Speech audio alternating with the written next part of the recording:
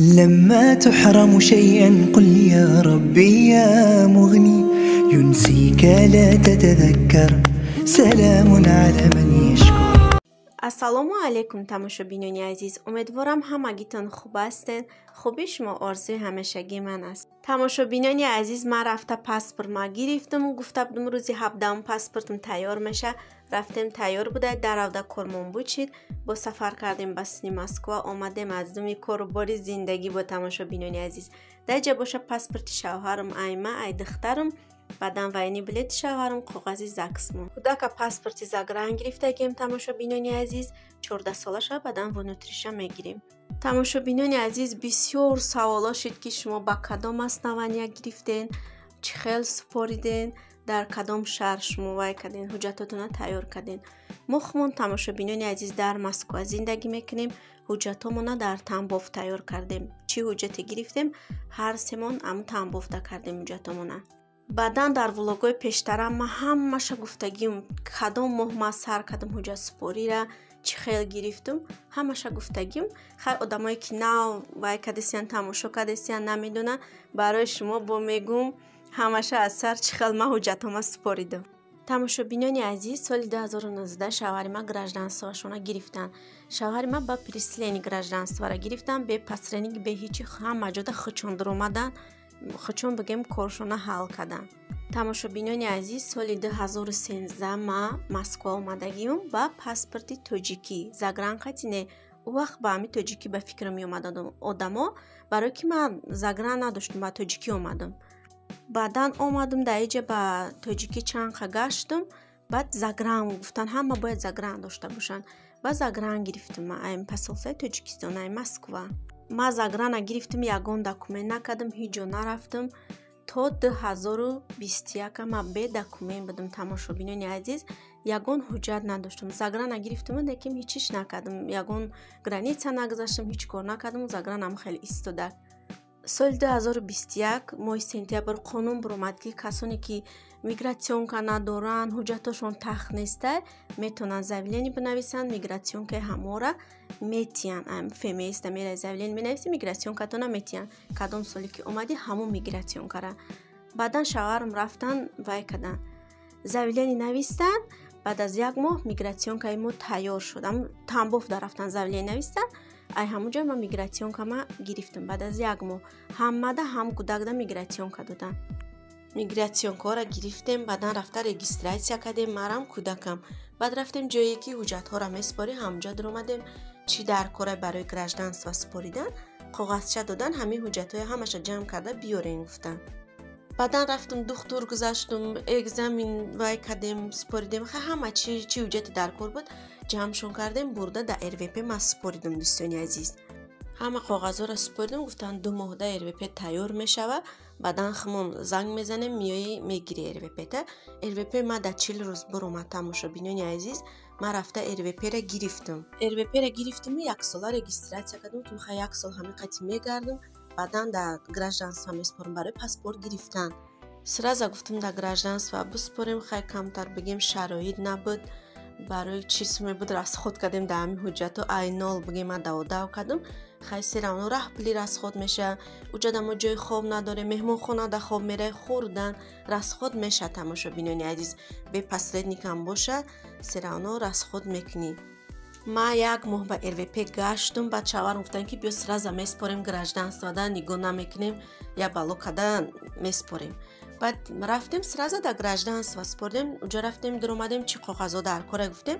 гуфтанд ки ами вай мекунед бо экзамену, бо ами перевод паспорт, нам хали коғазҳо. гуфтан хай ҳаваёро ҳамаша ҷамъ кардем, бурда додем. гуфт 3 моҳда паспортот тайёр меша. 3 моҳи ровнада паспорти ма биромад. тамошобинони азиз, ма паспорта гирифтам. ма кабуд нагирифта, сраза да паспорт супоридам. ҳамунҷо рафтем, хучон ҳамихе маслиҳат доданд ки шумо сраза да паспорт месупоред. тамошобинони азиз, инами буд историяи ҳуҷҷатгирии ма ай моҳи сентябри 2021 сар кардам ҳуҷҷатсупория, ай нол бигем, ҳама чиза ай сари нав. ма 17 августа бигем вай ма гирифтам паспорт. ма тамошобинони азиз, ай кӯдак монам ҳама хел бигем тайёр шудак. кӯдак ҳамаи завилаи навистан регистрация кардем.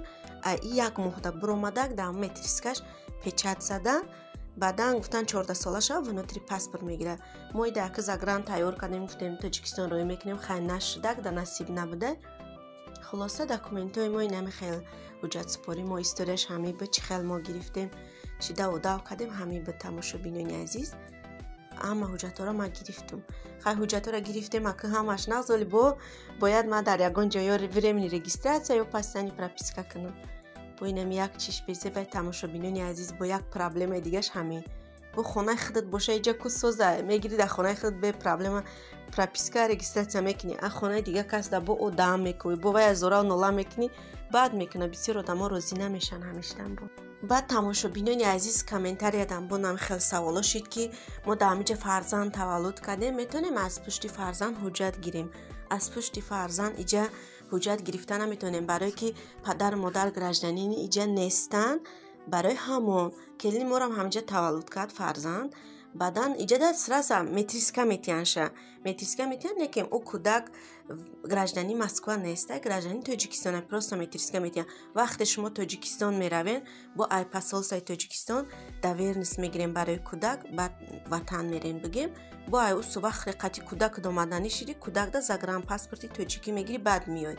بعد همون کودکایی که در اینجا تولد شدن متریسکای اجاره دارن و یارم همه خیلی چخه کلان شدن، 18 ساله شدن مثال وایران گیرمی چخه ما میگیریم RVP میگیری و اما کابوتا میگیری پاسپورت همه خیلی داو میکنن. اگر یا پدر یا مادر یک تاش اگر گراجدانی همینجا باشه مثال مادر میتونه گرفته از پشت فرزند همه خیلی میشه، یگان تاش گراجدانی اینجا نباشه نمیشود گرفته. تماشابینان عزیز چخه که من میدونم با دیگه شک نمیدونم همین چین میدونستگیم ده محمد برای که کلنی خمانم اینجا تولد کردک نتونستن و یا گرفته و پشتی فرزند نمیشود. خیلی برای که کلنی مورم گراجدانی نبود، دو درم هم گراجدانی نبود، برای همون نمیشه. درست هم خمتریسکا دادن اینجا ده. وقتی که خونه رفتم با داورنس گرفتن از پاسپورت تاجیکستان مسکو. دوستان عزیز حجت های ما یک سال نشده تیار شد بگیم. 2021 ماهی سپتامبر سپاریدم، 2022 ماهی آگوست گرفتم. 17 آگوست ما همه حجتام گرفتم. همه خیلی تست خیلی تیار شد. با ما یک ماه گشتم. اگر یک ماه پیشتر میسپردم ممکن یک ماه پیشتر میگرفتم حجتام. دوستان عزیز ده همه سوالاتون جواب دادم. چه خیلی حجتام گرفتم همش گفتم شما ده تماشابینان عزیز.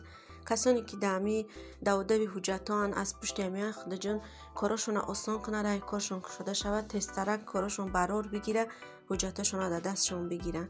هر کس میخواد که تست حجتامون نکنیم و در دستمون گیریم. در اینجا به حجت گشتن به حد قینده از زوبای بگیم. از خداوند بزرگ مهربان دعا گویم به همه گیتون که خداوند تنی صحت پیش از همه تنی صحت سلامتی بهترین آرزومندم به همه گیتون تماشابینان عزیز. بعدن چه آرزوی دارین ای همه می آرزوها از همه این پرابلماتون بروین خدا جان همه تا به آرزوهای دل برسونه. فقط صبر تماشابینان عزیز، از ما صبر کردن انشالله خداوند به همه آرزوهای دل به همه چی مراد مقصدی که ما داریم به همش میرساند خداوند.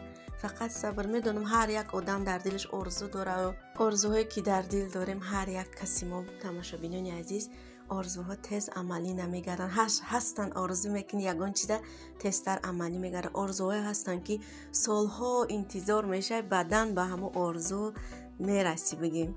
برای هوای تماشابینان عزیز فقط صبر میکنیم، از خداوند بزرگ مهربان طلب میکنیم انشالله به آرزومون میرسانه. خداوند یگان بندش ناامید نمیکنه در دنیا. خیر تماشابینان عزیز ولاگ امروزه را در همینجا به آخر میرسانیم. از همگیتون منت دارم برای دستگیری و برای سخنهای خوب. شما هستین کانال ما پیش میرود. خیر در پناه خدا باشید مردم خوب مسلمانی روی دنیا. تا ویدیوی آینده خداوند همگیتون نگهبان باشه.